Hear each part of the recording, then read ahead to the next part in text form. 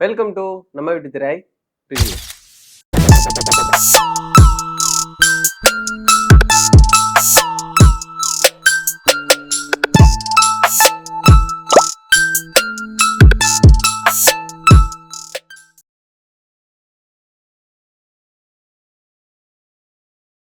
இன்னைக்கு நான் பார்த்துட்டு வந்த படம் அருண் பிரபு புருஷோத்தமன் டைரக்ஷன்ல விஜய் ஆண்டனி, சுனில் கிருபழனி, திருப்தி ரவீந்திரா, வாகை சந்திரசேகர், செல்முருகன் மற்றும் பலர் நடிச்சு செப்டம்பர் 19ஆம் தேதி தியேட்டர்ல ரிலீஸ் ஆன பேரு எல்லாருமே ஒதுங்கி ஒதுங்கி போயிட்டா சண்டை செய்யறதுக்கு எவனாவது ஒருத்தன் நிக்கணும்ல.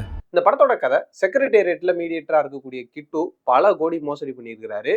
இப்போ அவர் யாரு, அதெல்லாம் ஏன் பண்ணாரு, எதுக்கு பண்ணாரு, எப்படி பண்ணாரு, இது எல்லாத்தையும் போலீஸ் எப்படி கண்டுபிடிக்கிறாங்க, கடைசியில அவர் அந்த பிரச்சனையில இருந்து வெளியே வந்தாரா இல்லையா, அதுதான் இந்த படத்தோட மீதி கதை. எனக்கு இந்த படத்து மேல ஒரு எக்ஸ்பெக்டேஷன் இருந்துச்சு. அதுக்கு காரணம் டைரக்டர் அருண் பிரபு புருஷோத்தமன் தான். தமிழ் சினிமாவோட பெஸ்ட் படங்கள்னு ஒரு லிஸ்ட் எடுத்தோம் அப்படின்னா அதுல கண்டிப்பா அவரோட ஃபர்ஸ்ட் படமான அருவி வந்துடும்.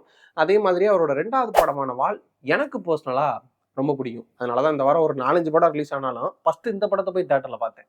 ட்ரெய்லர் பார்த்துருந்தீங்கன்னா தெரியும். அதில் அவங்களே சொல்லியிருப்பாங்க, என் நியோ பொலிட்டிக்கல் த்ரில்லர் பிளாக் பஸ்டர்னு. இந்த படம் பிளாக் பஸ்டர் ஆகுமா ஆகாதெல்லாம் எனக்கு தெரியாது. ஆனால் அவங்களோட அந்த பொலிட்டிக்கல் அப்ரோச் உண்மையிலே ரொம்ப புதுசாக தான் இருந்துச்சு. நம்ம இதுக்கு முன்னாடி பார்த்த பொலிட்டிக்கல் படங்கள்லாம் ஒன்று என்டர்டெயின்மெண்ட் போஸ்க்காக ஒரு சில விஷயங்களை ஆட் பண்ணி அதை எங்கேஜிங்காக கொண்டு போயிருப்பாங்க. அப்படி இல்லை அப்படின்னா அது முழுக்க முழுக்க பொலிட்டிக்கலாக போகுதுன்ற போது ஸ்லோ பர்னிங்காக தான் இருக்கும். ஆனால் இங்கே அந்த 2 பக்கமும் போகாமல் முழுக்க முழுக்க ஒரு கேரக்டர் ட்ரிவன் ஃபிலிமாகவும் கொடுக்க முடியும், அதை இன்ட்ரெஸ்டிங்காகவும் கொடுக்க முடியும்னு ட்ரை பண்ணியிருக்காங்க. அஃப்கோர்ஸ் படத்தில் ஃப்ளாஸ் இருக்கு.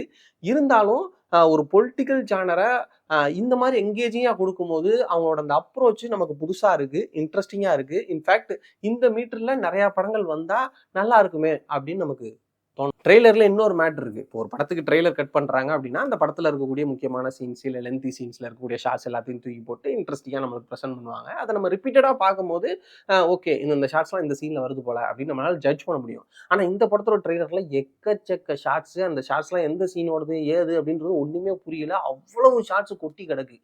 சிம்பிளா சொல்லணும்னா ஒரு 2.5 மணி நேரம் படத்தை ஃபாஸ்ட் ஃபார்வர்ட் பண்ணி ஒரு 2 நிமிஷம் ட்ரெய்லரா கொடுத்த மாதிரி தான் ஃபீல் ஆச்சு. இன்ஃபேக்ட் படமுமே அப்படித்தான் இருக்கு. 5 மணி நேரம் படத்தை 2.5 மணி நேரம் படமா ஃபாஸ்ட் ஃபார்வர்ட் பண்ணி பார்த்த மாதிரி தான் இருக்கு. அந்த அளவுக்கு ஒரு ரேஷியான ஸ்கிரீன் பிளே. போய் ஆரம்பத்தில் தியேட்டர்ல உட்காந்தோன்னு அப்படியே பயங்கர இன்ட்ரெஸ்டிங்கா விறுவிறுன்னு போதா நம்ம கொஞ்சம் கொஞ்சமா வாயை போந்து அப்படியே பார்த்துட்டே இருக்கிறோம்.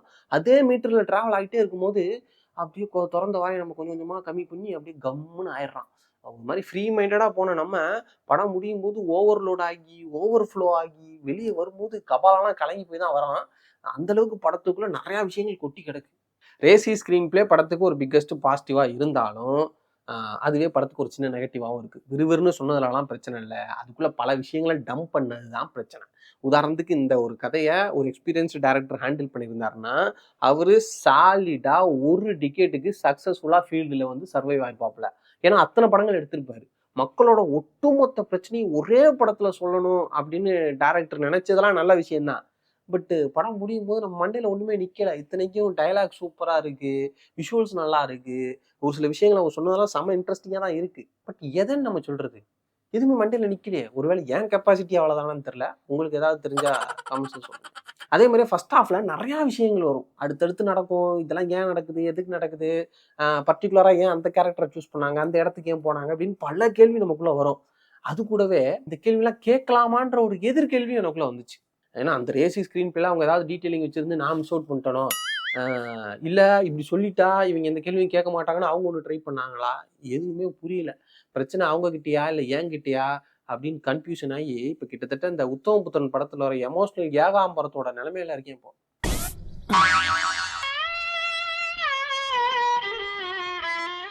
கண்டிப்பா சொல்றேன், பேப்பர்ல இந்த ஒரு ஸ்கிரீன் பிளே ட்ரீட்மெண்ட் இருந்திருக்காது. எடிட்டிங் டேபிள்ல தான் இந்த ஸ்கிரீன் பிளே ட்ரீட்மெண்ட் மாறி இருக்குன்னு நான் நினைக்கிறேன். அதுக்கு காரணம் வந்து எடுத்த எல்லா விஷயத்தையும் உள்ள போட்டு டம்ப் பண்ணியிருக்கிறாங்கன்றதுனால மட்டும் சொல்லலை. இப்போ விஷுவலாக பார்த்தீங்கன்னா ஒரு சில மூமெண்ட்ஸ்லாம் இருக்கும்போது அப்படியே கட் பண்ணி போட்டிருப்பாங்க.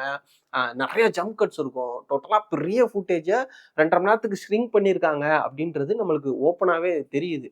அவங்க சொன்ன விஷயங்கள் இன்ட்ரெஸ்டிங்காக இருக்குது, அவங்களோட அப்ரோச் புதுசாக இருக்குது. ஆனால் என்ன பண்ணுறது, கடைசியில் எதுவுமே அவங்க சொன்னது நம்ம வண்டியில் நிற்கலையே, என்ன பிரோஜனம் இருக்குது. 120ல் ட்ராவல் வந்து மெயின்டைன் பண்ணி போகலாம்.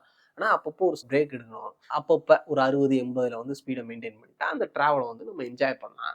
இங்கே சென்னை டு கன்னியாகுமரி எங்கேயும் நிறுத்தாமல் 120லே போனால் ஓட்டுறேன் ஓட்டிடுவான், சரி ஓகே.